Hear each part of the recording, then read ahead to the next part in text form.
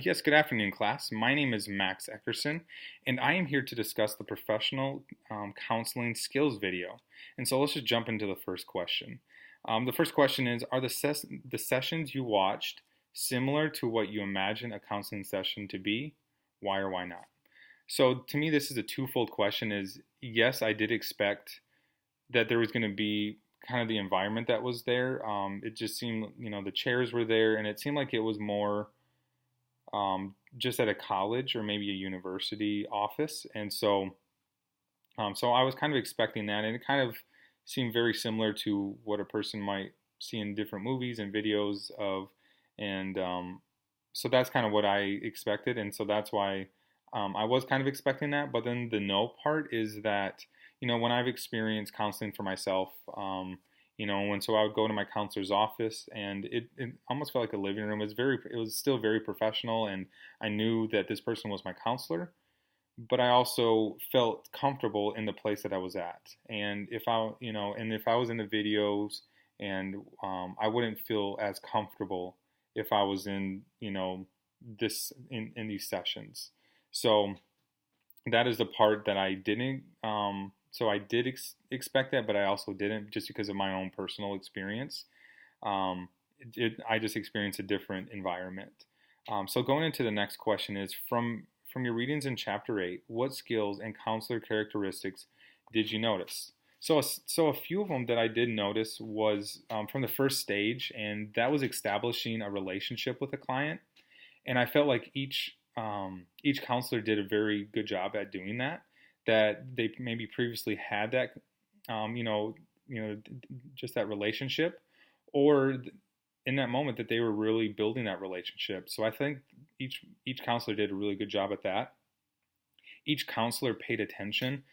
They were, just their eye contact was there. The questions, their body language showed that they were there, that they were very attentive to what their client was discussing, what they were feeling.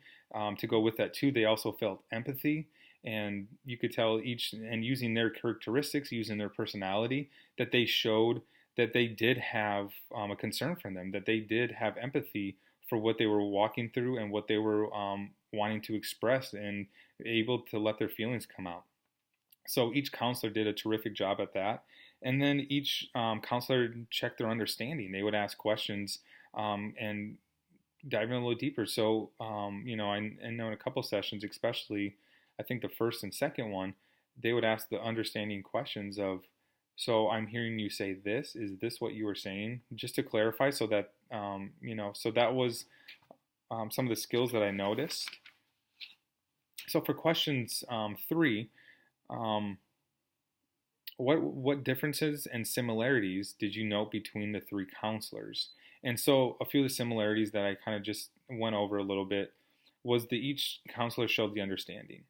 In their own way, in their own questions that they would ask, there was an understanding of what their client was, especially when they first sat down. What are you wanting to discuss today? So that they can kind of get on the same page, so that that their client can really feel heard and understood. And I think each counselor did a great job at that, and they used their personalities also to do that. The next similarity that I did notice was the just paying attention, like I kind of expressed before, was that they really did pay attention, that they really showed with their body language, showing with the questions they were asking, that they really did want to be there as well, and that they weren't wanting to be somewhere else and thinking of something else. So that was really powerful. And then each counselor showed empathy, and using their own skills and their abilities, they did a great job at showing empathy with each one of their clients. Some of the differences is that I did notice. One of the bigger differences was in session 2, the counselor really used attention silence to her benefit, I believe. And I didn't see that in the other 2. You could tell that she would take time to really think about what she was wanting to ask. What questions should I ask? What where should we kind of go with this? And so that was very powerful. And then it also gave the client a few minutes to kind of digest the last question and her answer, and then kind of getting ready for the next question. So it was just very brief, but it was longer pauses of silence than the other two um, counselors did. And that was just a difference I saw, but I thought it was very powerful to have that silence as well. And then the next difference I saw was the counselor um, in the, like in the last session, really try to stay neutral. And that was one powerful thing that I saw, that it seemed like maybe the other two counselors were trying to stay neutral, but there was still the impression that they had a feeling that maybe the client should do a certain thing. And so I kind of noticed that. But then the third counselor really had asked the neutral questions and try to stay neutral, and just asking about her dance and what was the dancing for, and just standing each moment, each statement she made, he was staying neutral. So I thought that was really powerful.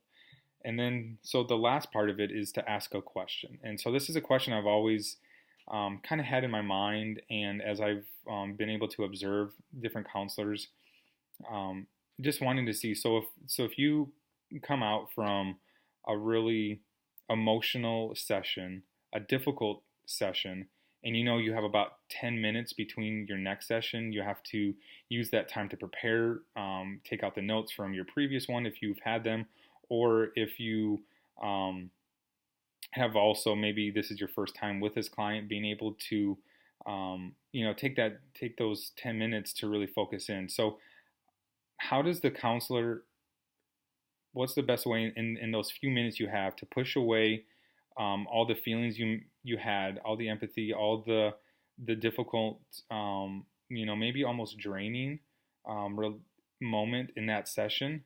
How do you push that aside to be able to really focus in on your next session with your next client, so that you can be fully engaged, fully there, and not having your mind kind of wander about, okay, maybe I need to say this for the next time, and I need to write this down.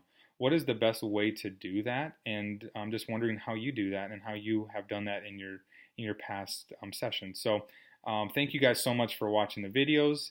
I am excited to meet everybody when we do get together, and I just hope everybody has a great week. Thank you so much for your time.